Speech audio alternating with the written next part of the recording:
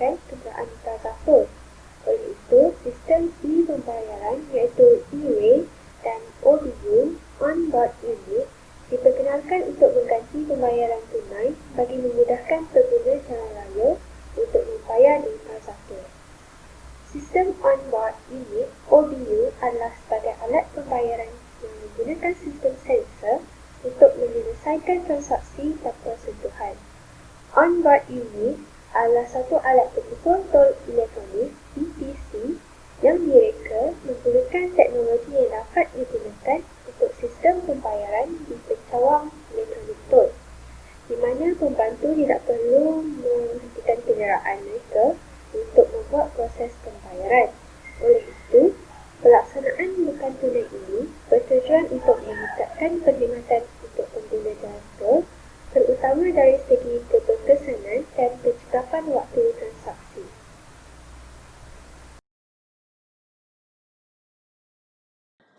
Assalamualaikum warahmatullahi wabarakatuh dan salam sejahtera. Pada pembentangan kali ini, saya Muhammad Fahmi bin Muhammad Yunus dan rakan saya Choi Jayong akan membentangkan mengenai penyataan masalah. Baiklah, sebelum kita masuk ke penyataan masalah pertama, sedikit latar belakang mengenai sejarah pengurusan lebuh raya dan tol di Malaysia. Lembaga Lebuh Raya Malaysia telah ditubuhkan pada tahun 1980 untuk menyelia berkaitan lebuh raya dan tol. Namun, pada tahun 1983, pihak kerajaan telah mula menswastakan secara berperingkat ke atas setiap lebuh raya yang terdapat di Malaysia. Oleh itu, sistem pembayaran tol di lebuh raya Malaysia kini adalah di bawah tanggungjawab syarikat swasta seperti Syarikat Plus, Grand Saga, Gamuda dan banyak lagi. Oleh itu, beralih kepada persoalan utama. Adakah sistem pembayaran tol di lebuh raya Malaysia kini cukup efisien dan selamat untuk digunakan oleh pengguna lebuh raya Malaysia yang kian meningkat? Baiklah, penyataan masalah pertama adalah mengenai pondok tol. Pada Jun 2020, kemalangan terbaru yang membabitkan dua pengguna lebuh raya merempuh antara satu sama lain di pondok tol Plaza Tol Setia Alam. Seorang wanita telah dirempuh dari belakang oleh seorang pemandu lelaki yang memandu terus ke arah pondok tol berkenaan. Akibat daripada pelanggaran tersebut, pemandu wanita tersebut telah mengalami kecederaan patah tangan.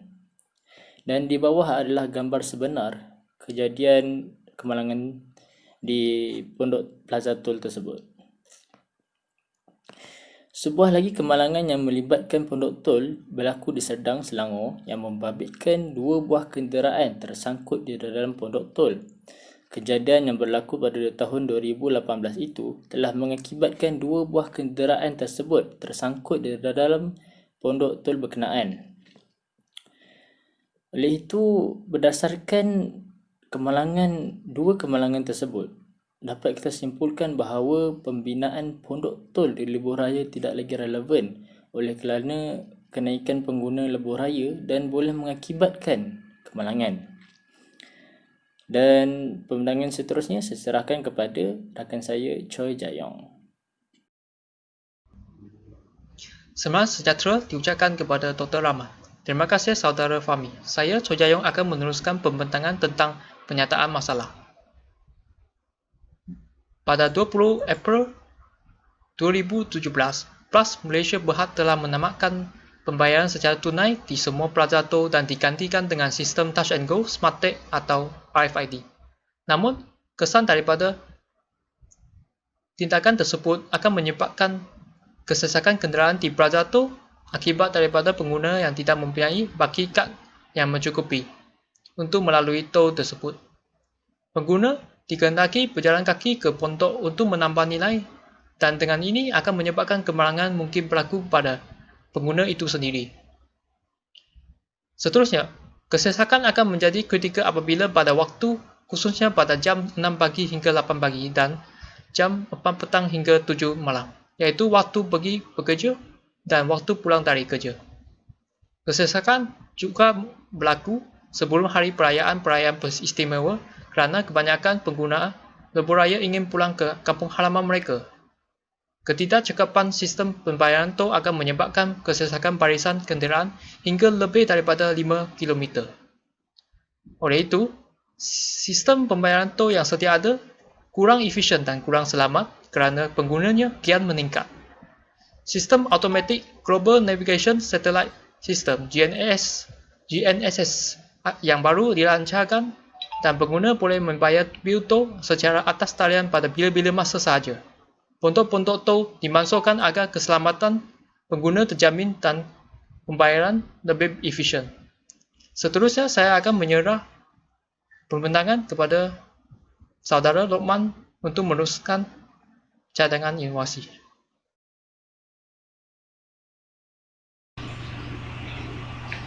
Okay, Assalamualaikum warahmatullahi wabarakatuh. Nama saya Wan Ahmad Rahman bin Musa. Okay, saya akan terangkan keadaan celangan NDFIDA inovasi yang betul. Okay, ini adalah projek yang penambahbaikan sistem tol di Malaysia. Okay, first, projek ini terdiri daripada 7 orang kebetulan. Pertama adalah Wan Ahmad Rahman bin Musa, yang kedua adalah Muhammad Fahmi bin Yunus, yang ketiga adalah Choi Jayong, yang keempat adalah Nazim Raj, anak Nazim Negara Dunia. Yang kelima adalah Kalian Mahani binti Muhammad Rasulullah. Yang keenam adalah Nur Syukur binti Rasulullah. Yang ke-11 adalah Aiman Nabila binti Muhammad Izzat. Alright. Semua nama-nama yang terlibat ini adalah menguruskan semua projek tentang sistem metadata struktur di Malaysia. Alright. Pengarah program struktur yang kami jalankan adalah Syarikat Lembaga Sumber Daya Malaysia. Okay, next. Ini adalah tata organisasi program. Yang sekali adalah pengurusan program, iaitu Syarikat Sumber Daya Malaysia. Dan yang kedua adalah saya, Muhammad sebagai pengarah urusan. Dan dia Fahmi, pembantu pengarah. Dan Kalian Nuhanim sebagai pengurus pengeluaran, iaitu pembelian dan pengangkutan. Dan Kena Suki menjadi Osman sebagai pengurus akaun. Choi Jayong sebagai pengurus pemasaran. Aiman Nabila binti Muhammad Izzat adalah pengurus R&D, iaitu Regulator dan Pembangunan. Dan Nazim Raj dan Nazim Negara dan sebagai pemasaran dan tuntutan. Okay, skop tugasan yang telah diberikan adalah diakhirkan. Itu semua adalah first, menjadikan bekas kerja bagi naik taraf sistem tol di Malaysia. Okay. Untuk skop kerja yang pertama ini dilakukan oleh pengurus R&D bagi mereka reka betul dan mencanangkan idea yang menarik untuk menambah kebaikan yang tiada di sistem tol di Malaysia. Okay, yang kedua adalah menyediakan kemudahan pengangkutan dan harapan. Yang ini disediakan pengurus pengeluaran dan memudahkan dia memberikan di kawasan Plaza Tol. Semua kemudahan ini disediakan untuk staf-staf yang terlibat dalam projek antara sistem tol di Malaysia. Yang terakhir adalah di pemasaran untuk meluaskan energi tentang sistem tol yang baru. Jadi pemasaran ini telah dijalankan oleh pengurus pemasaran. Idea pemasaran ini dia adalah untuk memberitahu dan memudahkan urusan ketika melalui Plaza Tol yang menggunakan sistem baru. Saya rasa itu saja dari saya. Terima kasih. Assalamualaikum warahmatullahi wabarakatuh. Nama saya Khairul Nurhani binti Muhammad Al-Husain. Saya akan membentangkan tentang kelestarian dan kreativiti. Pertama sekali adalah kelestarian. Satu program akan dibenarkan oleh organisasi ini, iaitu program naik taraf sistem tol di Malaysia. Program ini menggunakan sistem yang mesra pelanggan, iaitu e-way toll tag. Sistem e-way toll tag ini merupakan satu inisiatif untuk memudahkan rakyat Malaysia membayar tol tanpa menghenti atau memperlahankan kenderaan mereka. Fokus utama program naik taraf sistem tol ini adalah untuk membantu memudahkan pengguna untuk membayar tol serta melancarkan aliran trafik di lebuh raya Malaysia. Seterusnya adalah kreativiti, di mana kreativiti yang diperoleh daripada organisasi ini adalah dengan mengadakan promosi penjualan peranti on-board unit OBU kepada rakyat untuk digunakan di seluruh lebuh raya Malaysia. OBU ini merupakan satu sensor yang akan diletakkan pada kenderaan pengguna. Peranti sensor ini telah dilekatkan pada kenderaan tersebut dapat dikesan oleh pihak Plaza Tol untuk proses pembayaran. Kaedah penggunaan OBU ini dapat mempercepatkan proses pembayaran tol dan melancarkan aliran trafik di lebuh raya. Assalamualaikum warahmatullahi wabarakatuh. Nama saya Aiman Nabila binti Muhammad Izzat, akan menjelaskan bahagian perbincangan. Yang pertama, tarifan. menilai tahap kesedaran terhadap penggunaan sistem e-way toll tag. Kajian ini bertujuan memberi kesedaran kepada pengguna terhadap sistem tol elektronik yang lebih menjimatkan masa dan mengurangkan kesesakan jalan. Ianya juga menjelaskan adakah penggunaan lebuh raya mengetahui sistem tol elektronik boleh dipertingkatkan di negara ini. Seterusnya, faktor yang menyumbang kepada penggunaan sistem tol elektronik yang lebih maju. Faktor boleh menjadi punca atau penyebab kepada suatu perkara bagi mengenal pasti yang menyumbang kepada penggunaan sistem tol elektronik. Kajian ini merungkai faktor atau punca kepada sistem tol elektronik yang sedia ada masih tidak boleh menyelesaikan lalu lintas di lebuh raya Malaysia. Dan mengenal pasti penggunaan sistem e-way toll tag sangat diperlukan di Malaysia. Kajian ini mengenal pasti mengapa punca lebuh raya masih sesak terutamanya pada musim perayaan dan perkara ini harus diselesaikan supaya pengguna lebuh raya dapat memanfaatkan sistem tol yang lebih menyenangkan, berkualiti dan menjimatkan masa. Seterusnya, bahagian kekangan kajian. Kaedah RFID iaitu Radio Frequency Identification yang baru diaplikasikan di Malaysia.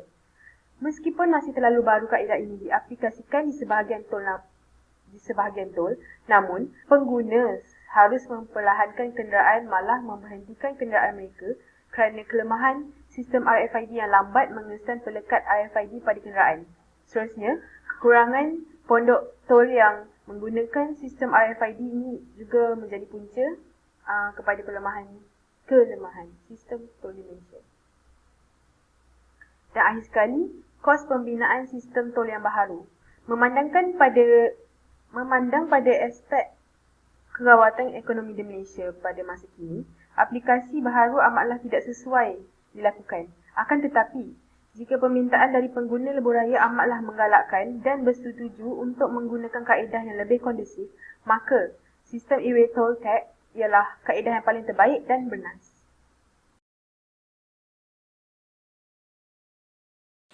Selamat sejahtera, saya ucapkan kepada pencara saya dan kepada rakan-rakan sekalian.